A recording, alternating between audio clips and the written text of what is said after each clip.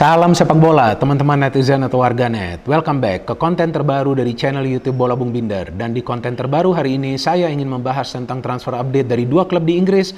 Yang pertama dari Manchester United yang telah mendapatkan Anthony, meminjam Martin Dubravka dari Newcastle, dan juga kemungkinan akan meminjam Serginho Dest dari FC Barcelona. Yang kedua dari Chelsea yang telah mendapatkan Wesley Fofana dari Leicester City dengan nilai transfer yang cukup mahal.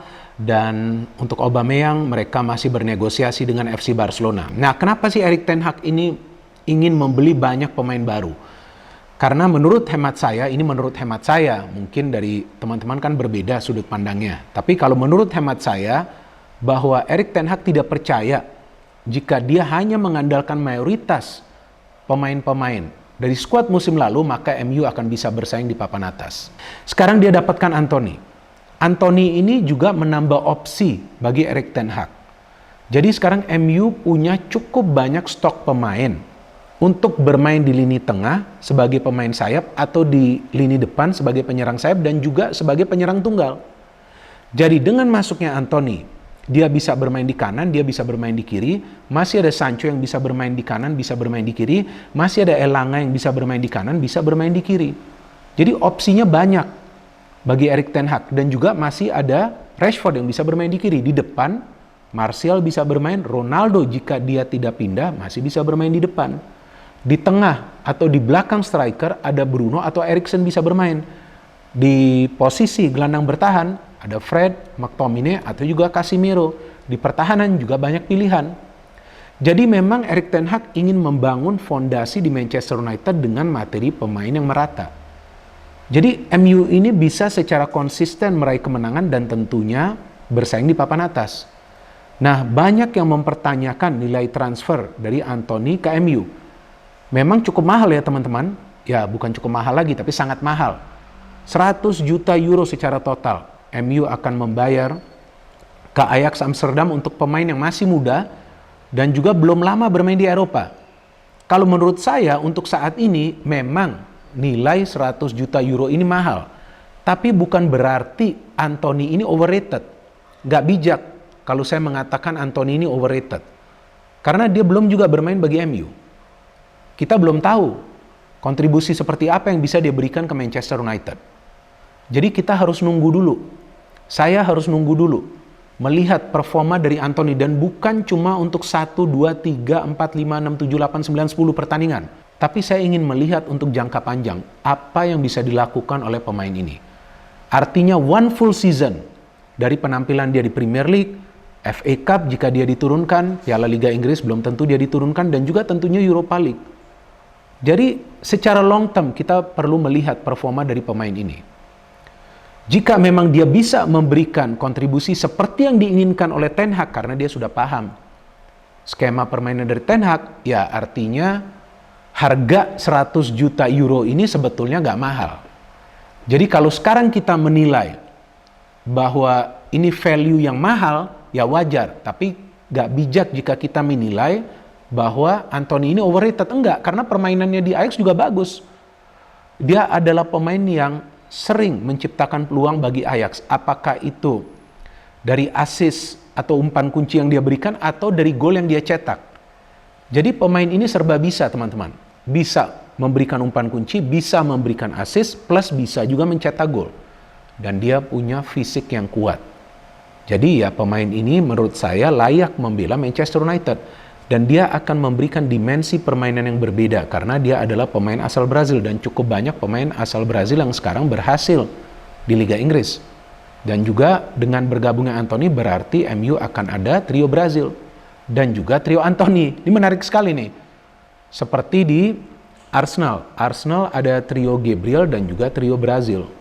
Tapi di Manchester United ada trio Anthony, Anthony Martial, Anthony Elanga, dan juga Anthony sendiri. Ada trio Brazilnya juga, Casemiro, Fred, dan juga Anthony. Bukan tidak mungkin Fred juga nanti bisa diduetkan dengan Casemiro. Dan Casemiro tentu bisa juga membantu Fred untuk meningkatkan kemampuannya ketika bermain di level klub. Kalau di timnas kan Fred bagus juga. Kalau nggak salah tuh, jika Fred dan Casemiro ini bermain secara bersamaan di Brazil, Brazil belum pernah kalah. Jika saya tidak salah, jika saya salah, silakan kalian koreksi. Itu kan tugas kalian untuk koreksi. Jadi ya Erik ten Hag ini menurut saya pintar sekali. Dia ingin punya cukup banyak pemain untuk satu posisi, dan itu juga akan menciptakan persaingan di antara para pemain MU. Jadi gak bisa juga para pemain MU nanti malas-malesan. Mereka harus fight terus, kalau enggak tempatnya akan diambil oleh pemain lain. Dan ada Martin Dubravka, bagus juga Martin Dubravka, penjaga gawang yang berpengalaman, memang dia dipinjam, usianya 33 tahun. Tapi dia juga dinilai sebagai salah satu penjaga gawang yang bisa beradaptasi dengan skema sepak bola modern. Artinya dia adalah keeper sweeper yang juga bisa mendistribusikan bola dari posisi dia sebagai penjaga gawang. Dan itu memang yang diinginkan oleh Erik ten Hag sebelumnya. Ya, saya tidak mengatakan sekarang, sebelumnya De Gea kan gagal menjalankan tugasnya seperti itu lawan Brentford. Nah, dia ingin ada penjaga gawang lain. Tentu ini juga akan memberikan atau menciptakan persaingan bagi David De Gea. Dan kemudian ada Serginho Dest yang kemungkinan akan dipinjam. Buat apa? Kan sudah ada Dalot, sudah ada Wan-Bissaka. Feeling saya kemungkinan Wan-Bissaka ini akan dipinjamkan ke klub lain atau juga akan dijual. Tapi Dest bisa dia pakai sebagai pelapis dari Dalot atau juga nanti bermain sebagai pemain inti. Memang dipinjam untuk sementara. Dan juga Dest sebelumnya pernah bermain di Ajax ketika dilatih oleh Erik ten Hag. Ya, jadi nggak salah ini pemilihan pemain dari Erik ten Hag. Seperti yang beberapa kali pernah saya katakan di konten tentang Manchester United di channel YouTube Triple B, bahwa Erik ten Hag ini pelatih yang bagus, tapi dia membutuhkan pemain-pemain yang dia inginkan untuk menjalankan skema permainannya. Dan sekarang saya ingin membahas tentang Chelsea. Nah, Chelsea ini performanya lagi parah nih teman-teman di Liga Inggris. Mereka baru kalah juga kan di pertandingan dini hari tadi. Saya nggak nonton, tapi saya kaget juga mereka kalah lawan Southampton dengan skor 2-1. Yang saya ingat tuh Chelsea sudah lama nggak kalah di Southampton. 9 atau 10 musim terakhir, tapi mereka kalah padahal sudah unggul. Nah, ini menunjukkan kerapuhan di lini pertahanan mereka. Saya pernah mengatakan sebelumnya di salah satu konten tentang Chelsea di channel YouTube Triple B, bahwa kehilangan Rudiger dan juga Christensen ini sangat berpengaruh ke defense dari Chelsea. Koulibaly is not a bad player, tapi siapa partnernya? Thiago Silva. Dia butuh proteksi tambahan. Siapa? Aspi kurang baik. Kalau saya melihat ya bermain di center back, justru dia oke di kanan. Reece James pernah dicoba tapi lupa bertahan, kebanyakan ke depan. Nah, artinya mereka membutuhkan back tambahan, dan itu adalah Wesley Fofana yang sudah lama mereka incar. Cuman nih nilai transfernya juga besar teman-teman, 75 juta pounds jika saya tidak salah. Ini beda tipis dengan nilai transfer Maguire ke MU. Maguire itu didapatkan MU dengan membayar ke Leicester 80 juta pound yang membuat dia sebagai center back mahal. Dan kali ini mereka mendapatkan Wesley yang usianya juga masih sangat muda, 21 tahun. Ya, ini juga semacam gambling nih dari Chelsea.